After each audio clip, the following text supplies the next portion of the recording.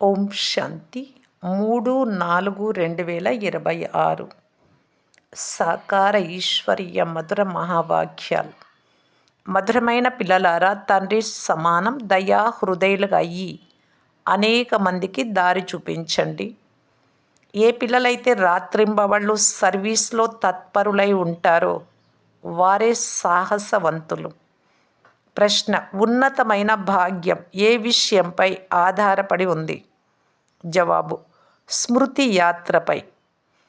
ఎవరు ఎంతగా స్మృతి చేస్తారో అంత ఉన్నత భాగ్యాన్ని తయారు చేసుకుంటారు.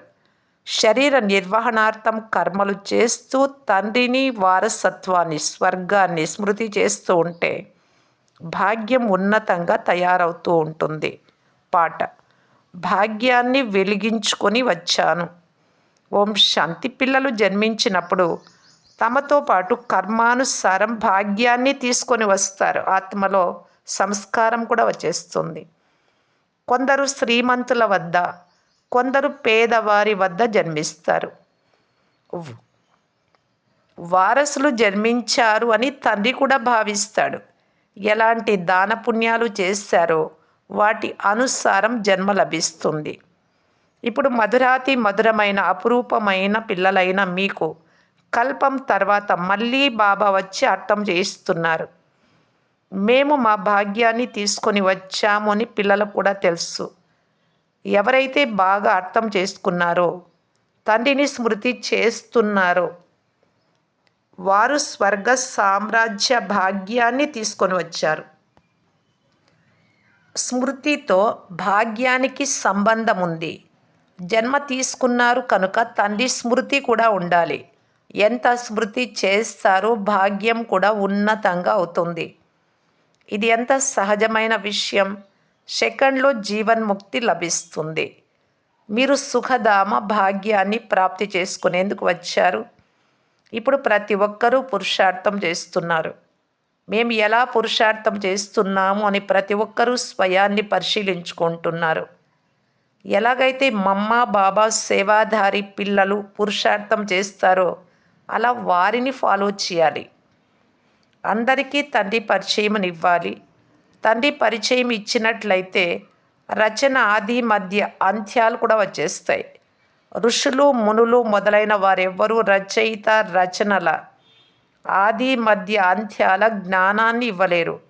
ఇప్పుడు మీ బుద్ధిలో పూర్తి చక్రం గుర్తు ఉంటుంది. ప్రపంచంలో ఎవ్వరికీ తండ్రి మరియు వారసత్వాల గురించి తెలియదు. ఇప్పుడు పిల్లలైన మీరు తండ్రి గురించి, మీ భాగ్యం గురించి తెలుసుకున్నారు. ఇప్పుడు తండ్రిని స్మృతి చెయ్యాలి. శరీర నిర్వహణ కొరకు కర్మలు కూడా చేయాలి. ఇంటిని కూడా సంభాలన చేయాలి. నిర్బంధనులుగా అంటే ఏ బంధనాలు లేవు అంటే వారు బాగా సర్వీస్ కూడా చేయొచ్చు.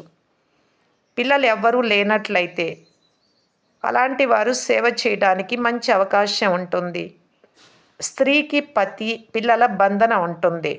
ఒకవేళ పిల్లలు లేనట్లయితే బంధనముక్తులైనట్లే కదా. వారు వానప్రస్థులైనట్లే, చిన్న వయసు వారైనా. ముక్తిధామానికి వెళ్లేందుకు సాంగత్యం అవసరం. భక్తి మార్గంలో అయితే సాధువులు మొదలైన నివృత్తి మార్గం వారి సాంగత్యం లభిస్తుంది. ఆ నివృత్తి మార్గం అంటే అన్నీ వదిలేసే మార్గం, ఇల్లు వాకిళ్ళు.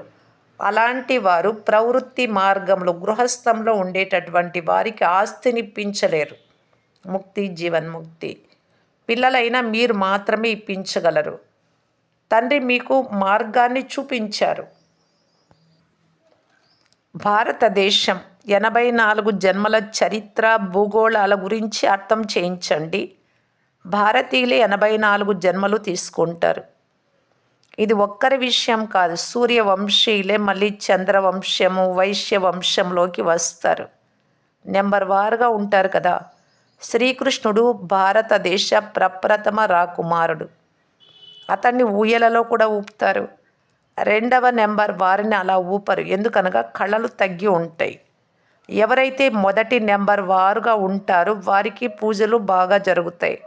కృష్ణుడు ఒక్కరు ఉంటారా లేక ఇద్దరు ముగ్గురు ఉంటారా అని మనుషులకు తెలియదు. కృష్ణుడి వంశం కొనసాగుతుంది, ఇది ఎవ్వరికీ తెలియదు. మొట్టమొదటి నెంబర్ వారికి మాత్రమే పూజ జరుగుతుంది. మార్కులు నెంబర్ వారుగా లభిస్తాయి. కనుక మేమెందుకు మొదటి నెంబర్లో రాకూడదు అని పురుషార్థం చేయాలి. మమ్మ బాబాను అనుసరించాలి. వారి రాజధానిని సింహాసనాన్ని తీసుకోవాలి. ఎవరు బాగా సర్వీస్ చేస్తారో వారు మంచి మహారాజుల ఇంటిలో లభిస్తారు. అక్కడ మహారాజా మహారాణులే ఉంటారు. అక్కడ ఆ సమయంలో రాజా రాణి అనే బిరుదులు ఎవ్వరికీ ఉండవు. అవి తర్వాత ప్రారంభమవుతాయి. ద్వాపరయుగం నుండి పతితులుగా అయినప్పుడు వారిలో కూడా ఎక్కువ ఆస్తి ఉన్నవారిని రాజులు అని అంటారు. తర్వాత మహారాజా అనే బిరుదుకు విలువ తగ్గిపోతుంది, ప్రాయలోపం అవుతుంది. తర్వాత భక్తి మార్గంలో పేదవారు ధనవంతులలో వ్యత్యాసం ఉంటుంది కదా. ఇప్పుడు పిల్లలైన మీరే బాబాను స్మృతి చేసి వారి నుండి వారసత్వం తీసుకుంటూ ఉన్నారు. మిగిలిన సత్సంగాలలో మనుషులు కథలు వినిపిస్తారు. మనుషులు మనుషులకు భక్తిని నేర్పిస్తారు. వారు జ్ఞానాన్ని సద్గతిని కలిగించలేరు. వేదశాస్త్రాలు మొదలైనవన్నీ భక్తి మార్గంలోనివి. సద్గతి జ్ఞానం ద్వారానే కలుగుతుంది. పునర్జన్మలను కూడా అంగీకరిస్తారు. మధ్యలో ఎవ్వరూ తిరిగి వెళ్ళలేరు. చివరిలోనే తండ్రి వచ్చి అందరినీ తీసుకెళ్తారు. ఇంతమంది ఆత్మలు ఎక్కడ వెళ్ళి ఉంటారు? అన్ని ధర్మాల వారి విభాగాలు పైన పరంధామంలో వేరువేరుగా ఉంటాయి. ఇది కూడా అర్థం చేయించాలి. ఆత్మల వృక్షం కూడా ఉంటుంది అని ఎవ్వరికీ తెలియదు. పిల్లలైన మీ బుద్ధిలో పూర్తి వృక్ష జ్ఞానం ఉంది. ఆత్మల వృక్షం కూడా ఉంది. జీవాత్మల వృక్షం కూడా ఉంది. ఈ పాత శరీరాన్ని వదిలి ఇంటికి వెళ్తున్నాము అని పిల్లలైన మీకు తెలుసు. నేను ఈ శరీరానికి భిన్నమైన ఆత్మను అని అర్థం చేసుకోవడం అంటే జీవిస్తూ మరణించడం. మీరు మరణించినట్లయితే మీకు ప్రపంచం మరణించినట్లే. బంధుమిత్రులు మొదలైన వారిని వదిలేశారు. మొదట పూర్తి శిక్షణ తీసుకొని పదవికి అధికారులైన తర్వాత వెళ్ళాలి. ఇప్పుడు తండ్రిని స్మృతి చేయడం చాలా సులభం. ఎవరైనా అనారోగ్యంగా ఉంటే వారికి శివబాబాను స్మృతి చెయ్యండి, మీ వికర్మల వినాశనం అవుతాయి అని చెప్పండి. ఎవరైతే పక్కా యోగులుగా ఉంటారో వారికి త్వరగా మరణించడం కూడా ఇష్టం ఉండదు. ఎందుకంటే వారు యోగంలో ఉంటూ ఆత్మిక సేవ చేస్తూ ఉంటారు. మరణిస్తే సేవ చేయలేరు. సేవ చేయడం ద్వారా తమ ఉన్నత పదవిని తయారు చేసుకుంటూ ఉంటారు. అంతేకాక ఇతర సోదరి సోదరుల సేవ కూడా జరుగుతుంది. వారు కూడా తండ్రి నుండి ఆస్తి తీసుకుంటారు. పరస్పరంలో సోదరులైన మనమంతా ఒక్క తండ్రి సంతానం. తండ్రి చెప్తారు, నన్ను స్మృతి చేసినట్లయితే వికర్మల వినాశనం అవుతాయి. ఇంతకు ముందు మీకు ఇలా చెప్పాను, మీరు ఎవరికైనా అర్థం చేయించవచ్చు. సోదరి లేక సోదరా, మీ ఆత్మ తమో ప్రధానమైపోయింది. మొదట సతో ప్రధానంగా ఉండేది. ఇప్పుడు మళ్ళీ తమో ప్రధానం నుండి సతో ప్రధాన ప్రపంచానికి వెళ్ళాలి. స్మృతి యాత్ర ద్వారా ఆత్మను సతో ప్రధానంగా చేసుకోవాలి. స్మృతిని గురించి పూర్తి చార్ట్ ఉంచాలి. జ్ఞాన చార్టును ఉంచలేరు. తండ్రి జ్ఞానాన్ని ఇస్తూనే ఉంటారు. మాపై ఏ వికర్మల బరువు ఉందో అది ఎలా దిగుతుంది అని పరిశీలించుకోవాలి. కనుకనే ఎన్ని గంటలు స్మృతి చేశాను అని స్మృతి చార్టును ఉంచాలి. మూలవతనాన్ని కూడా స్మృతి చేస్తారు. నూతన ప్రపంచాన్ని కూడా స్మృతి చేస్తారు. అంతా అతలాకుతలం గందరగోళం అవ్వనున్నది. దానికి కూడా వినాశనానికి ఏర్పాట్లు జరుగుతున్నాయి. బాంబులు మొదలైనవి కూడా తయారవుతాయి. మేము మృత్యువు కొరకు ఇలాంటి సామగ్రిని తయారు చేస్తున్నాము అని ఒకవైపు చెప్తూనే మరొక వైపు అటువంటి సామగ్రిని తయారు చేయకండి అని ఇతరులకు చెప్తారు. సముద్ర గర్భంలో కూడా ఇలాంటి సామగ్రిని ఉంచారు. పైకి వచ్చి బాంబులు వేసి మళ్ళీ సముద్రంలోకి వెళ్ళిపోతాయి జలాంతర్గాములు. ఇలాంటి వస్తువులను తయారు చేస్తూ ఉన్నారు. ఇవి తమ వినాశనం కొరకే చేసుకుంటూ ఉన్నారు. మృత్యువు సమీపంలో నిలిచి ఉంది. ఎంత పెద్ద పెద్ద భవనాలను తయారు చేస్తారు. ఇవన్నీ మట్టిలో కలిసిపోతాయి అని మీకు తెలుసు. కొందరిది మట్టిలో కూరుకుపోతుంది. యుద్ధం తప్పకుండా జరుగుతుంది. అందరి జేబులు ఖాళీ చేసే ప్రయత్నం చేస్తారు. దొంగలు కూడా అనేక మంది చొరబడతారు. యుద్ధాలకు ఎంత ఖర్చు చేస్తారు. ఇదంతా మట్టిలో కలిసిపోనున్నది. భవనాలు మొదలైనవన్నీ కూలిపోతాయి. బాంబులు మొదలైనవి పడుట వలన సృష్టిలో 3 భాగాలు సమాప్తమైపోతాయి. ఒక్క భాగం మాత్రం మిగిలిపోతుంది. భారతదేశం ఒక భాగంలో ఉంది కదా, మిగిలినవన్నీ తర్వాత వచ్చినవే. ఇప్పుడు భారతదేశ భాగం మాత్రమే మిగులుతుంది. మృత్యు అందరికీ వస్తుంది కనుక మనము తండ్రి నుండి పూర్తి ఆస్తిని ఎందుకు తీసుకోరాదు? కనుక తండ్రి చెప్తారు, లౌకిక సంబంధాలను కూడా నిభాయించాలి. బంధనాలేవీ లేకుంటే సర్వీస్లో ఎందుకు తత్పరులవ్వకూడదు అని బాబా సలహా ఇస్తారు. స్వతంత్రులుగా ఉన్నట్లయితే అనేక మంది కళ్యాణం చేయగలరు. ఎక్కడికైనా బయటకు వెళ్ళలేకుంటే మీ బంధుమిత్రులపై అయినా దయ చూపండి. బాబా దయ చూపండి అని మొదట అనేవారు కదా. ఇప్పుడు మీకు మార్గం లభించింది కనుక ఇతరులపై కూడా దయ చూపాలి. బాబా దయ చూపిస్తారు కదా. తండ్రి చెప్తున్నారు, నన్ను స్మృతి చేసినట్లయితే మీ వికర్మలు వినాశనం అవుతాయి, మీ పాపం సమాప్తం అవుతుంది. సన్యాసులు హఠయోగము మొదలైన వాటి కొరకు చాలా శ్రమిస్తారు. ఇక్కడ అలాంటిది ఏమీ లేదు. కేవలం స్మృతి చేసినట్లయితే పాపాలు భస్మం అవుతాయి. ఇందులో ఏ కష్టమూ లేదు. కేవలము స్మృతి యాత్ర చేస్తే చాలు. కూర్చోండి, నిల్చోండి, కర్మేంద్రియాలతో భలే కర్మలు కూడా చేయండి. కేవలం బుద్ధి యోగాన్ని తండ్రితో జోడించండి. ఆ ప్రియతముడికి సత్యమైన ప్రేయస్సులుగా అవ్వండి. వారు స్వయంగా చెప్తున్నారు, ఓ ప్రేయస్సులారా, ఓ పిల్లలారా, భక్తి మార్గంలో చాలా స్మృతి చేశారు, కానీ ఇప్పుడు ప్రియతముడైన నన్ను స్మృతి చేసినట్లయితే మీ పాపాలు భస్మం అవుతాయి అని నేను గ్యారంటీ ఇస్తా. కొన్ని విషయాలు శాస్త్రాలలో కూడా ఉన్నాయి. భగవంతుడి ద్వారా గీతను వినడం వలన మీరు జీవన్ముక్తిని పొందుతారు. మనుషుల ద్వారా గీతను వినడం వలన జీవన్ బంధనంలోకి వచ్చేస్తారు. ఆ భగవద్గీత విని ఇక్కడ పరమాత్మ శ్రీమతము అనే భగవద్గీత ఇస్తూ ఉన్నారు. మెట్లు దిగుతూ వచ్చారు. ప్రతి విషయంలో విచార సాగర మతనం చేయాలి.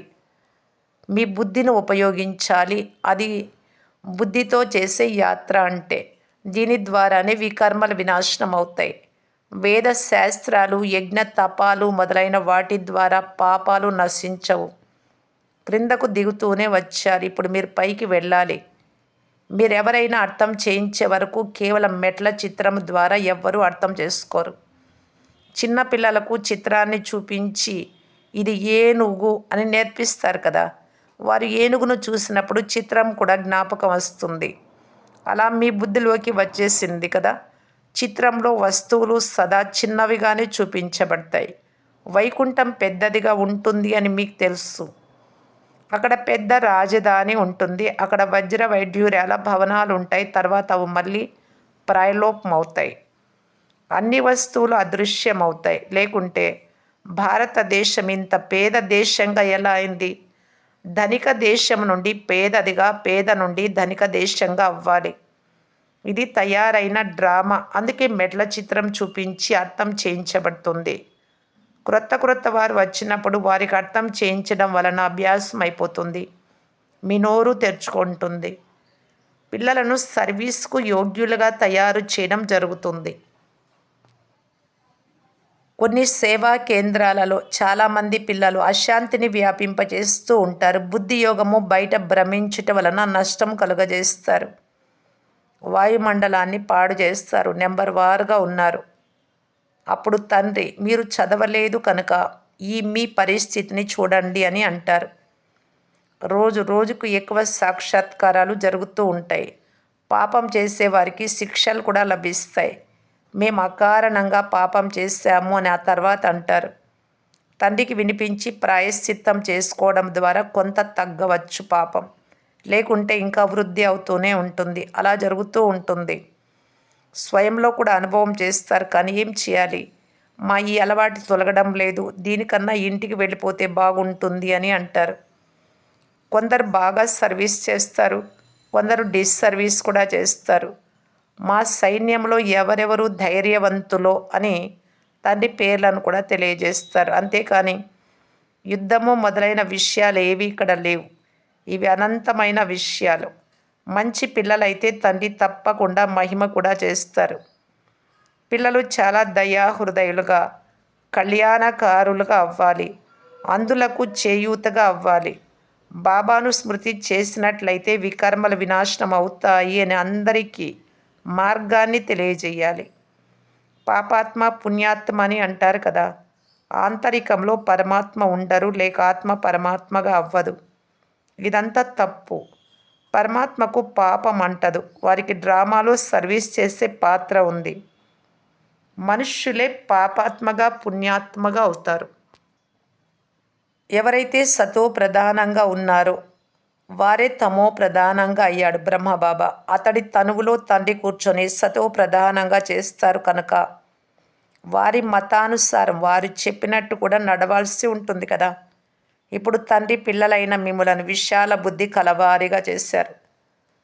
రాజధాని ఎలా స్థాపన అవుతూ ఉందో ఇప్పుడు మీకు తెలుసు. తండ్రియే బ్రహ్మ తనువులో ప్రవేశించి బ్రహ్మ ముఖ వంశావళి పిల్లలకు రాజయోగాన్ని నేర్పించి దేవి దేవతలుగా తయారు చేస్తారు. తర్వాత వారే పునర్జన్మలు తీసుకొని మెట్లు దిగుతారు. ఇప్పుడు మళ్ళీ అంతా పునరావృతం అవుతుంది. తండ్రి మళ్ళీ బ్రహ్మ ద్వారా స్థాపన చేయిస్తున్నారు. యోగ బలము ద్వారా మీరు 5 వికారాలపై విజయం పొంది జగత్ జీతులుగా అవుతారు. అంతేకాని యుద్ధము మొదలైన వాటి మాటే లేదు. మంచిది.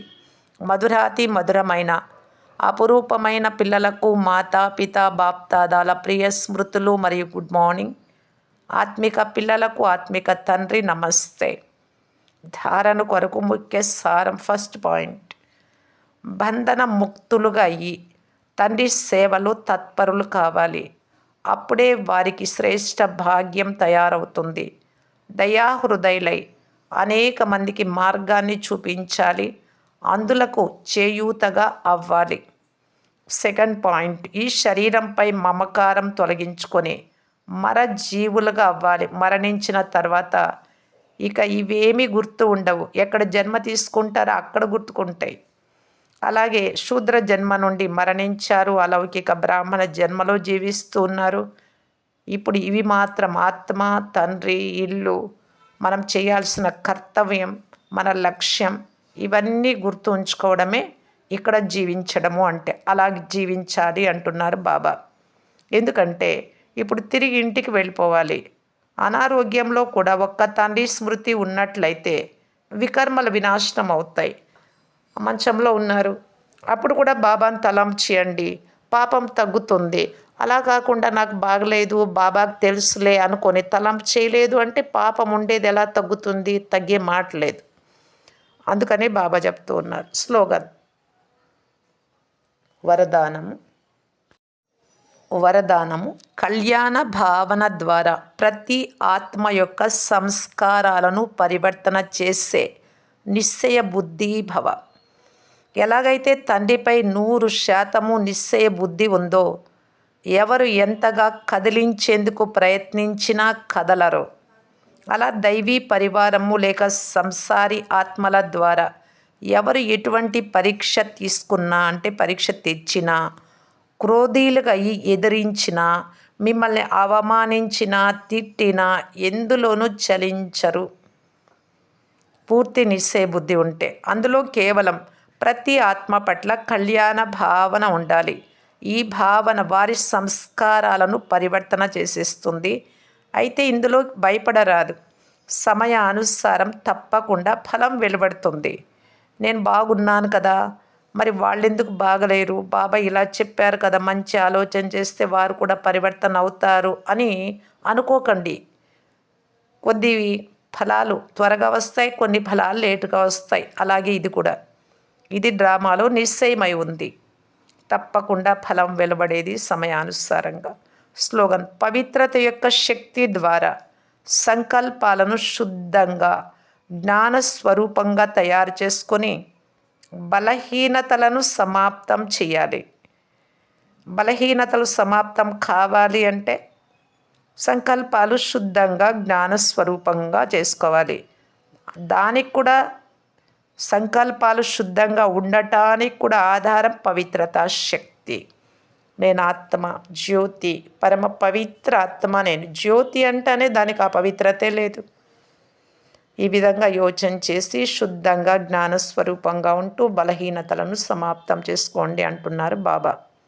అవ్యక్త సూచన మహాన్గా అయ్యేందుకు మధురత మరియు నమ్రత యొక్క గుణాన్ని ధారణ చేయటానికి బాప్దాద ఇలా తెలియజేస్తూ ఉన్నారు.